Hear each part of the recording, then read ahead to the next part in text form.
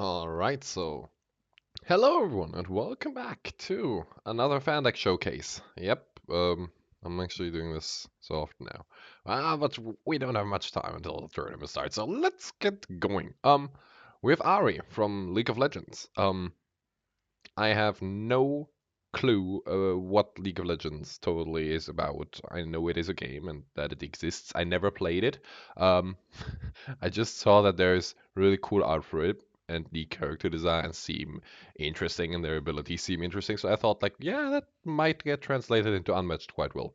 Uh, so yeah, don't ask me anything why it is thematic or whatever. I have no clue. Um, so, Ahri, in my version, is a melee fighter with 16 health, move 3, and her ability says whenever Ahri attacks, if the boost value of her attack differs by exactly 1 from the boost value of the top card of her discard pile, increase the value of her attack by +1.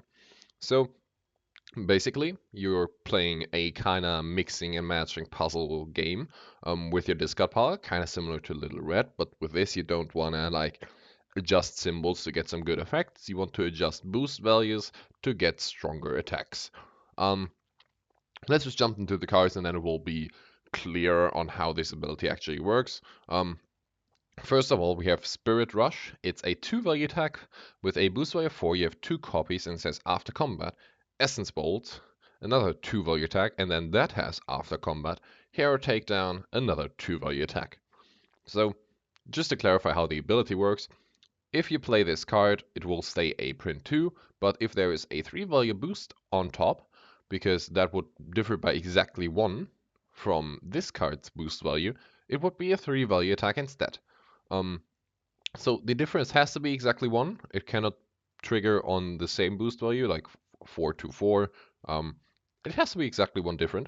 So yeah, I mean, this card is a triple attack. We've already seen double attacks on maybe Yanenga, Wukong, Achilles, Bloody Mary, but this is a triple attack. So that definitely has some interesting implications. Just on its own, it's a 2-value attack into a 2-value attack into a 2-value attack, which is already quite good. That overall leads basically to 6 damage if it's undefended, which is quite strong. But this way, of course, the opponent still gets to defend against it. And well, 2-value attacks is always the question between I might be able to take one of them, or maybe yeah, even take 2, because 2-value is kind of like the edge on where people think it's still affordable to take. So it might not force the opponent to play that many cards, and at the same time, they might get away with something like pretty bad overall, like other 2-value blocks. Now, this is of course very successful. I hate this word. You know what I mean? To feigns. Um, I'm like, you have to know. I have kind of like this small thing under the lip, that small mount there. It is a bit shortened for me, so I always get onto my teeth when I speak in S. So words with many S in them kind of give me trouble. um, so yeah. Um, what did I say? Of course, you hate if this gets fainted. But at the same time, if it doesn't get fainted and you get the second attack, I mean the opponent can still feint in on the second attack to cancel the third one, because it is a after combat effect on the second attack. So there's definitely ways to play around it. Also, um, this can be a 3-value into a 3-value attack into a 3-value attack if your ability is online. So yeah, that can be quite scary because from there on, the opponent probably doesn't want to take anything because 3-value is kind of like taking 3 damage undefended. That's kind of like I said, the edge where you say, okay, no, I have to defend against this. And that's of course totally if it goes undefended a 9-value attack, which is insanely strong. It is split onto 3 attacks, but optimal case, if this is a 3-value each time, you either get 9 damage undefended, or they play a card against the first one, then you get 6 damage undefended, or they play a card against 2 of the attacks and you get 3 damage undefended, or they play 3 cards in total. You might not deal damage, but they used 3 cards on your 1 card. which is an insanely good value trade. Um, Now, one thing you can do, um, if maybe you're playing against Tomoe, let's say, and she plays Refuse to Retreat on the first attack, you have to discard a card, and you don't have a 3 boost in hand, so you have to discard a different card. Um, well, the second attack then, because you don't have the 1 boost value difference anymore, will then be a 2. So this card can actually interrupt this from being a 3 into a 3 into a 3, but of course not every fighter has discards. So overall, the best option always is to feint this. And if it doesn't, it's definitely a really good hand swing because usually Ahri doesn't have that much straw, so she has to rely on keeping the opponent's hand low, and it's definitely one of, if not the scariest card in her whole deck, because 3/3 value attacks are just really brutal. Now, a good thing for the opponent is also, if you want to play this as a 3 into a 3 into a 3, you have to have a 3 value boost on top, so it can be a bit predictable when this is coming, because of course you don't have 5 value boosts, so whenever there's a 3 value boost on top, the opponent will be like, oh, it could be the triple attack. There, of course, is the mind game to just throw it without the extra boost from your ability, but again, then you waste a lot of value from this card. So, yeah, it always creates an interesting situation, but it also makes it a bit fairer for the opponent that they just don't waste feints into every time you attack and they think, oh, it could be the triple attack. No, it's they can narrow it down quite well. Um, so yeah, your job then is, of course, to still bait out feints or just to go for it, to be honest, in some cases. But yeah, it's of course especially brutal against fighters with no feints and low card draw. Yenenga. But yeah. And then we get into a print 5 value attack, boost value of 1, no effects, 2 copies. It's the Orb of Deception. Now, print 5 value attacks on their own are already pretty strong.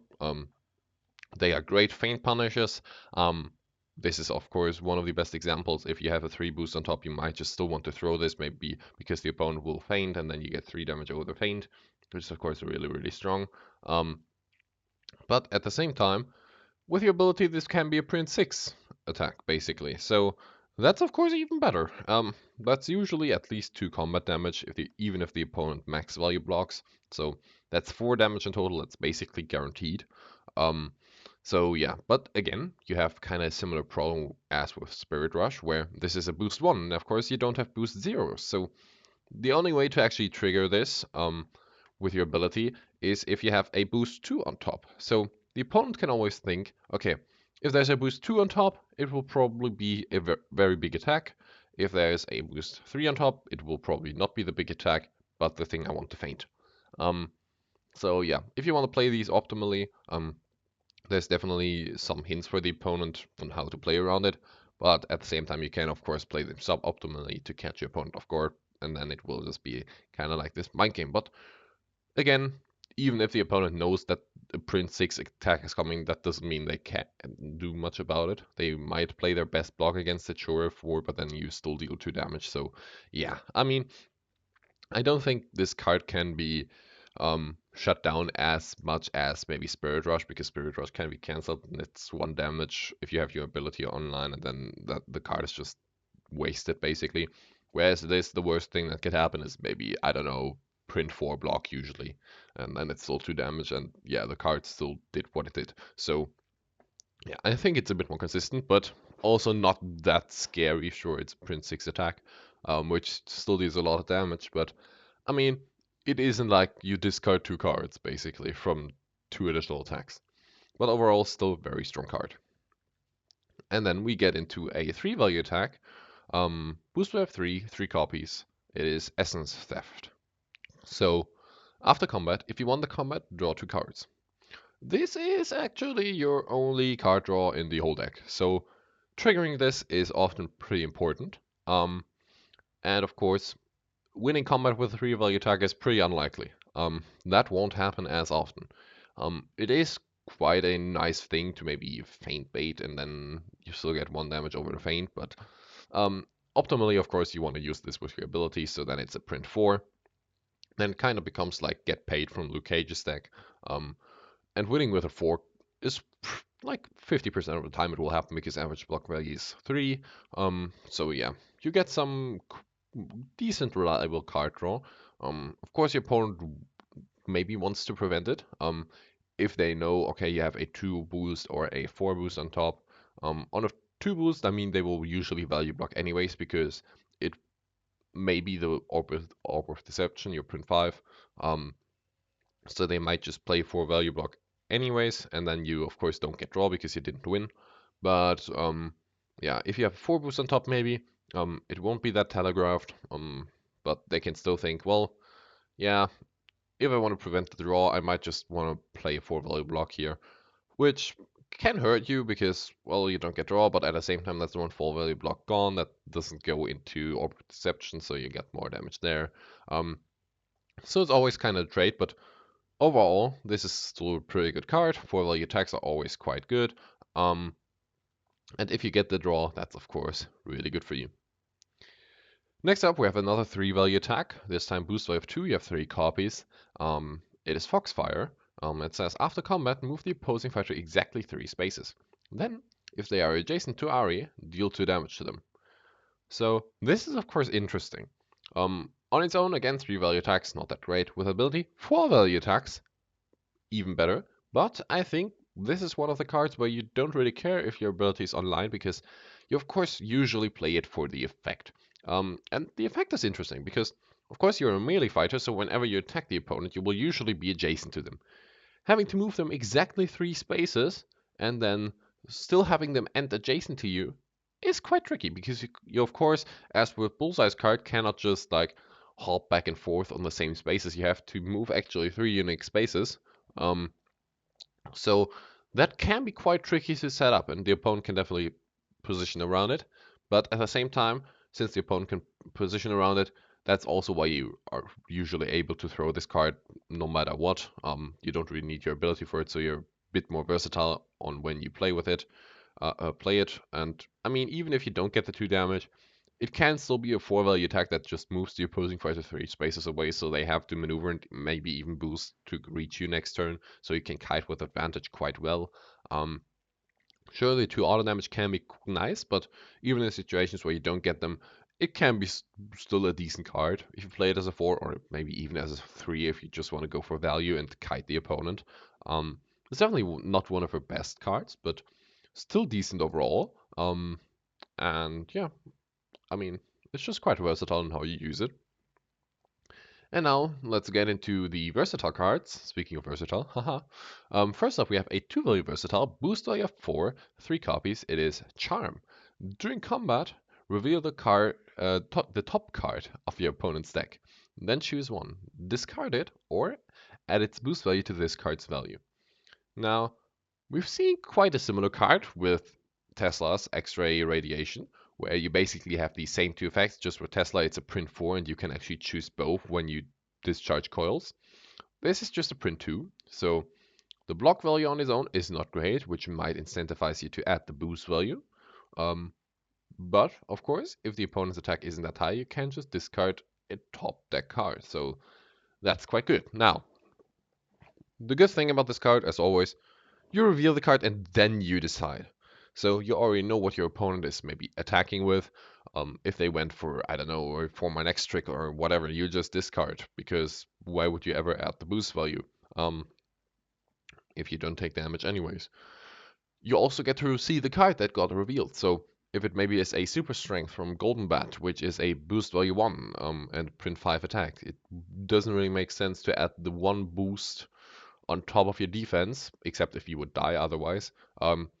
Because you could just discard the print 5 attack. Yeah, sure, you'll take 1 extra damage now, but I think you would take a bit more damage if you actually got to play the 5. So it always depends on, first of all, what your opponent played as a card, and then what gets revealed. But usually I don't even defend with this. Sure, it can be a quite good block. I mean, average boost value is 2, so it can be like a 4 value block. But usually you of course want to top deck this card. So what I often tend to do is just attack with this at any point because you don't really need the value increase if you're just aiming for the discard. Because if it's a 2 or a 3 value attack, well, it won't change much. So yeah, just attack with it at any point. Maybe if you have a boost 2 on top, so the opponent isn't as likely to feint it because they might be scared of the Orb of Deception, the print 5. Um, and yeah, then you just top deck discard 1, which is of course pretty good value. It is a bit luck dependent, but at the same time, it definitely helps you a lot in the value game. And also speaking fatigue wise. But yeah, it's just a decent card overall. It can still be a nice block, and it's just quite versatile in how you use it because you always get a lot of knowledge before actually having to decide. And then we get into a print 3 value versatile. With a booster of 1, 3 copies, it is Fox-like Vastaya. Immediately, the value of your opponent's card is equal to its printed value and may not be changed. After combat, if you lost the combat, place Ahri in any space. So, 3 value versatiles on their own are decent. I mean, it's average block value. The immediately effect can be quite conditional. Of course, there are some fighters where this will be insanely good. Maybe if you're playing against any of the +2 characters, maybe Alice, Moon Knight, Golden Bat, um, any of those.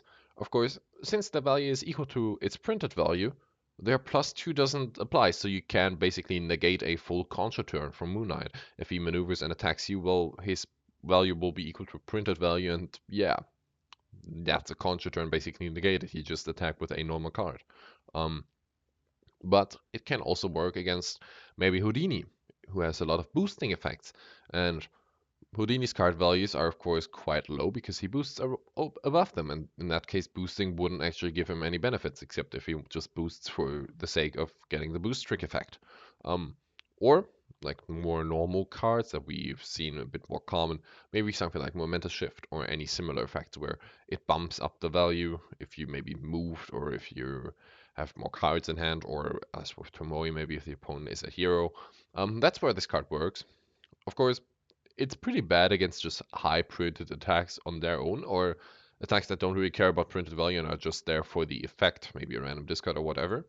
That's why you kind of don't like this card, but against those heavy hitter characters um, with +2 attacks, this is definitely one of your best blocks. And then, I mean, after combat, even if you got punished by maybe just a high printed value attack, you can still place yourself in any space, which can be quite nice to prevent double attacks, escape pins, or just like create some distance between you and the opponent because you probably got a pretty big hit right now because you lost the combat.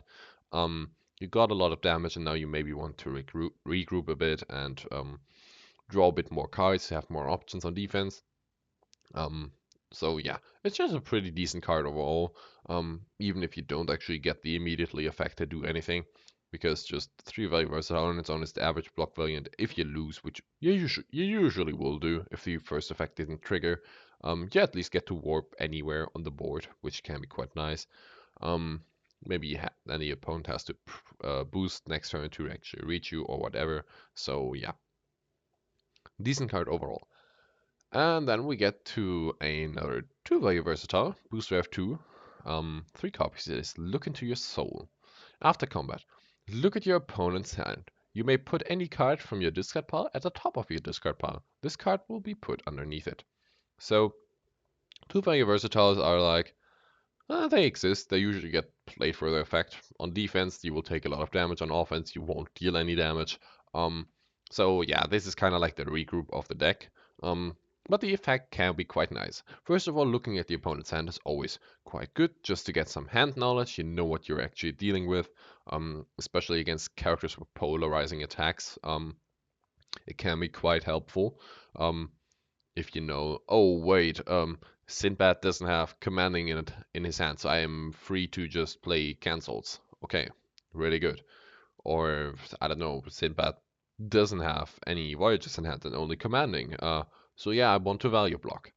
In that case, it can be pretty good, but other than that, you still get to know what their option is. Most prevalent for this card, do they have a cancel or not? Because of course, the second part of the effect says you can put any card from your discard pile at the top of your discard pile, and this will go on underneath it. So you can kinda guarantee that the next card that you play will have your ability online, and it can of course catch the opponent off guard because maybe they went in and I don't know, attacked you, with, I don't know, let's say even a Prince 6. Sure, you take 4 damage, but then you see, oh, they don't have a cancel, so let me just put a 3 boost on top of my discard pile and then slap them with a triple attack and they don't have a cancel.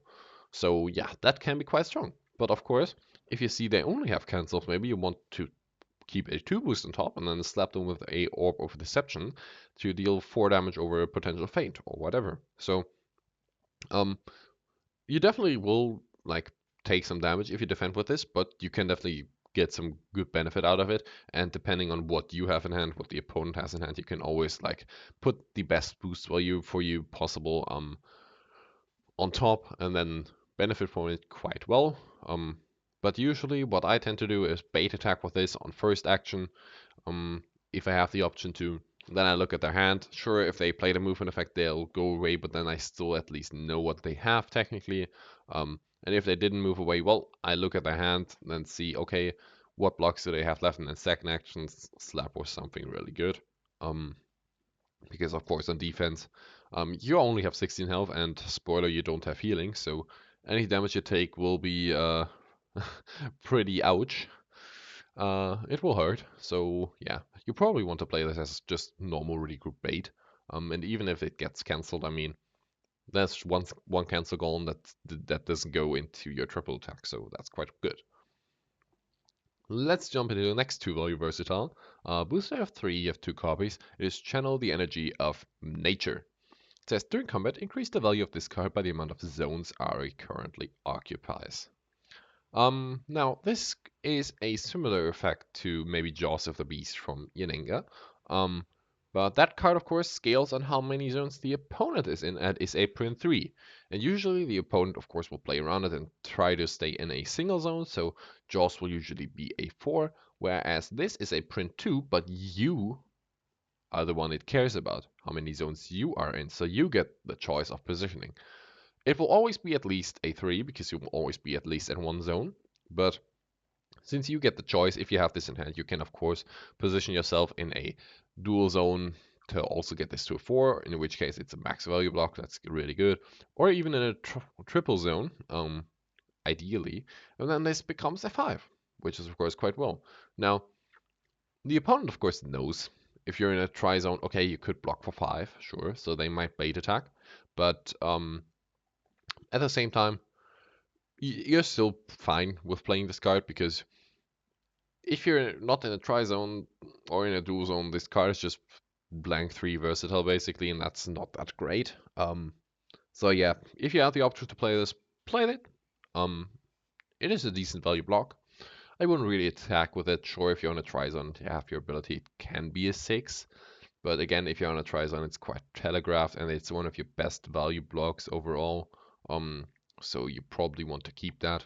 And yeah, so it kind of trades the one print value from Yenenga stack just because you're able to position yourself instead of the opponent being able to play around it. So yeah, it's a decent card. It's nothing really strong, but it's nice to have.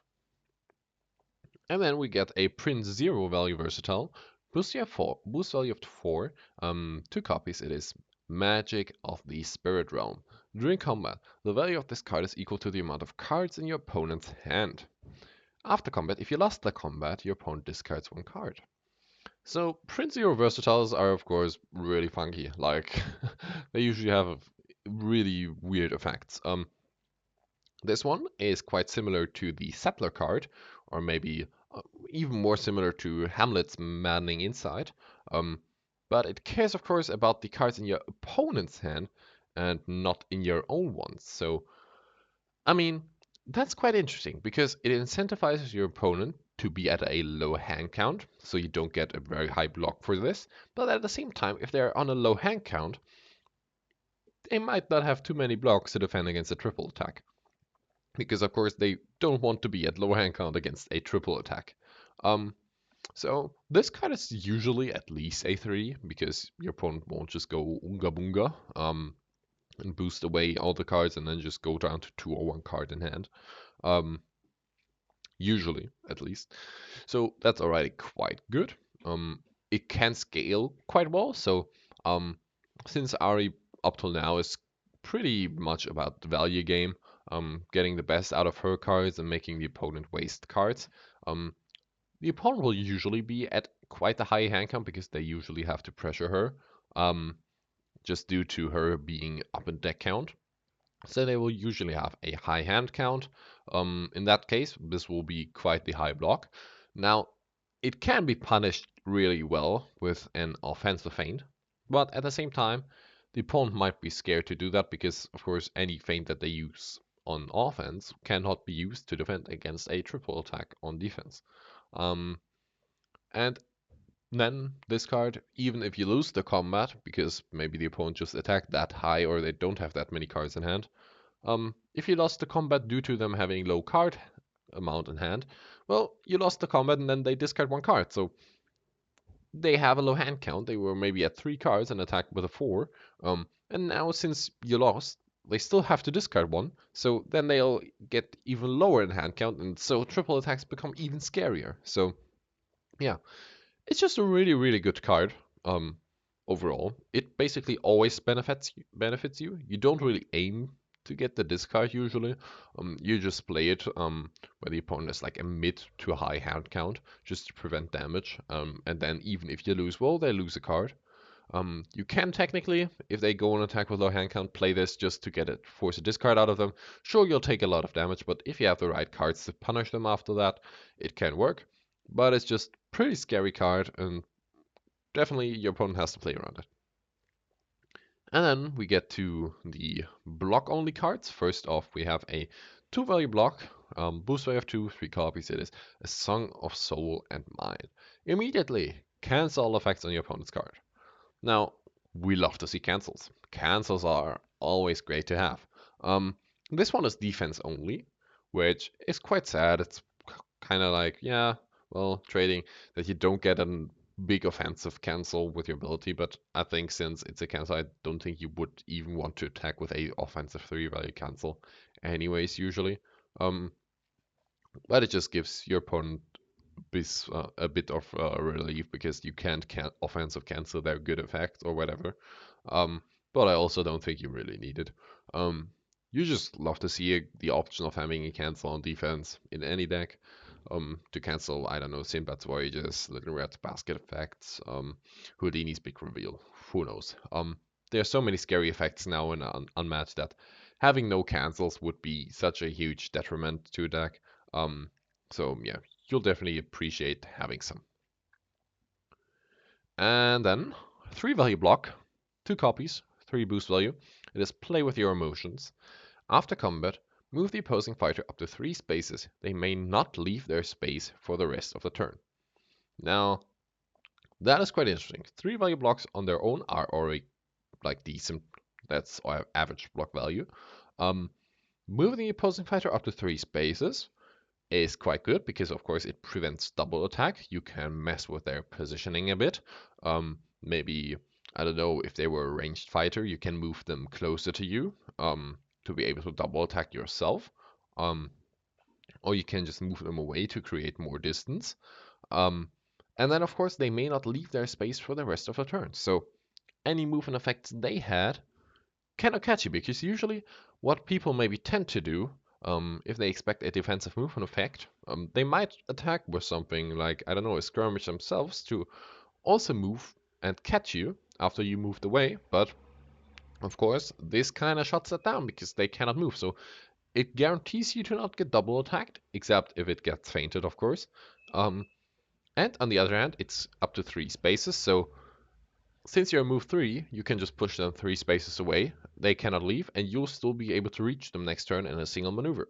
Um, so it's quite a versatile card. You can either kite with it, push the opponent away, or like I said, if it's a ranged fighter attacking, maybe pull them closer to you and then double attack yourself, which they maybe didn't expect. And even if they attacked your first action, you can move them closer, and they still cannot leave that space with their second action. So there's actually no way for them to escape the double attack, except if they have some movement effect on their cards on defense later. So it's definitely a quite versatile card in how you use it. It will depend on the situation, but it isn't something too scary on its own. but it can be combined with some really good double attacks or other maybe effects where the opponent then maybe the opponent played a card that draws on the first attack, and then they push them away, and then well they cannot attack you anymore, and then they have to maneuver and then maybe overdraw or whatever. So it can be quite nasty, but of course it will depend on the situation and game state and how you use it. But it's just a decent card overall. And then we get to the only scheme in the deck, which is a boost wave 1 with 2 copies. It is Spirit Animal, it is choose 2 different effects. First of all, place Ahri in any space, gain 1 action, or place any card from your discard pile at the top of your discard pile. This card will go underneath it. So this is quite the versatile scheme in how you use it. You can place yourself in any space and gain an action, so basically guaranteeing a double attack. Of course, you will have a boost 1 on top, so yeah, you'll have to play around that a bit. Um, but that's already quite good. You can just place yourself in any space and put a card at the top, so you can guarantee one really, really good attack, or just in that case, play it as a pass. Um, or you can gain an action and place a card at the top of your discard pile. Maybe the opponent already is adjacent to you, and you start your turn, you just want to rearrange your discard pile a bit. Then you can go for a double attack with already predetermined discard pile.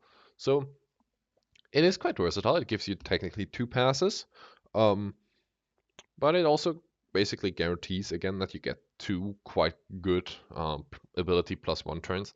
Because of course, whenever you have a character that has to puzzle a bit for his ability, maybe if it's red or whatever, you have to have some kind of tool to kind of play around that and influence that yourself next to card draw luck, because of course otherwise it would hurt you a bit. With this, you have Look into Your Soul, which is kind of a bad card on its own, but then you also have at least the scheme, which guarantees you to get one really good attack at least. Um, because maybe let's say red as well has basket to guarantee some good effects if her symbols are just not lining up. So yeah, it helps you a lot when you try to mix your boost values in a way that they actually work.